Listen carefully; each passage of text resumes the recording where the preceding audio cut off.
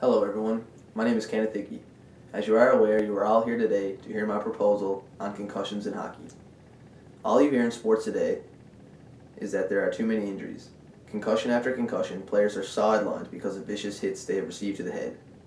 It is clear that something has to be done to prevent these injuries from happening in the first place. I would like to illustrate an example for each of you on the dangers the sport indeed possesses. In hockey, the hits are 14% harder than those in football because of the high speeds at which the players perform. And the players are 20% smaller than the football players on average. This is just a recipe for disaster if you ask me. You cannot cover up the truth. By completing a study on violence in hockey and the concussion epidemic, it should be quite evident as to why there should be extensive research done in order to come to a conclusion on whether or not the rules in hockey should be changed. The game that most Canadians would consider their national sport has become scary to watch and even more frightening to play.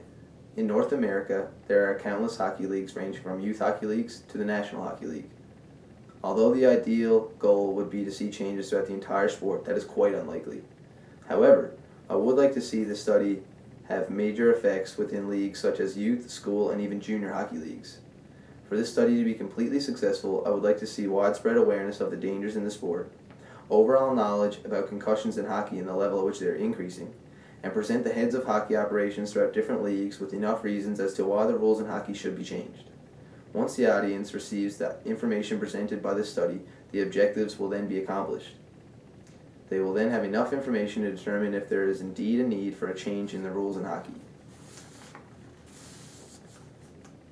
This study will be conducted by first researching the rules that are currently in place within surrounding leagues throughout North America, primarily minor hockey leagues. However, the study is not including any information on leagues outside North America. Most importantly, this study will include information about individuals who have experienced concussions from hockey and are now dealing with post-traumatic stress.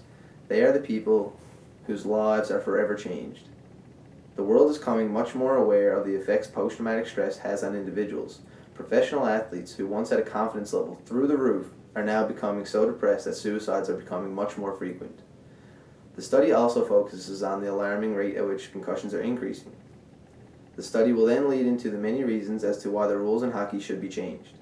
In saying that, I have zero intentions of suggesting new rules or any new proposals of rules that should be put in place.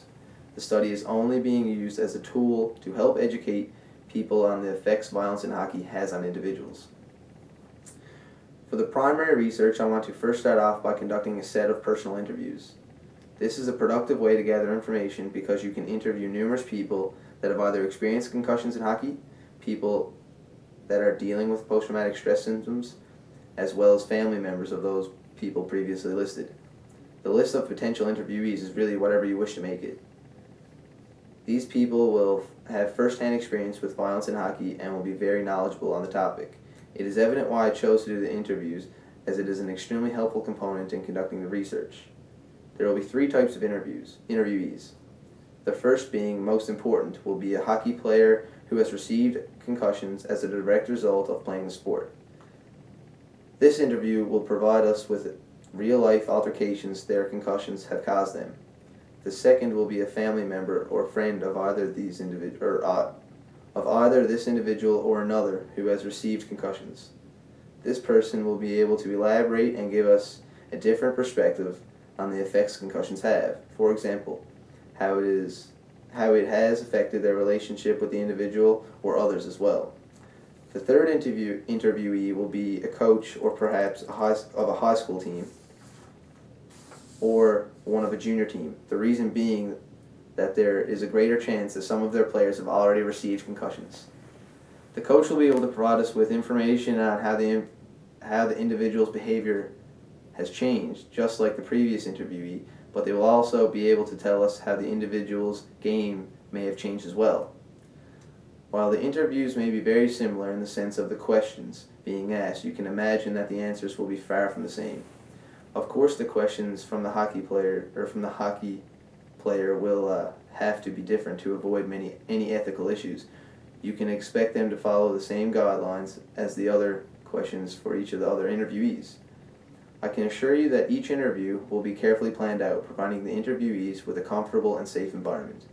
My goal is to only achieve their opinions while gathering as much information as possible that will help in conducting the study. Another form of primary research that will be conducted is to design a small questionnaire to simply get the opinions of other hockey players as well. By conducting this type of research, we will get the opinions of not just players who have received concussions, but those who haven't as well. Their opinions on the matter is very important as well because they are just as much at risk. The questionnaire will include questions resulting around feeling safe while playing the game, as well as their thoughts on whether or not the rules should be changed. These few questions would be simple enough so that people would be willing to complete them and also collect enough information to be useful in the research. As for further secondary research, I will be gathering information from countless scholarly articles. The type of information that will be collected from this research will be things such as the rules already set in place, the amount of injuries players receive, as well as the effects these injuries have on everyone. In conclusion, if I am chosen to conduct this research, I can assure you that I will provide you with enough information on whether or not the rules in hockey should be changed. I would now like to thank you all for your time and consideration and hope you enjoyed my presentation.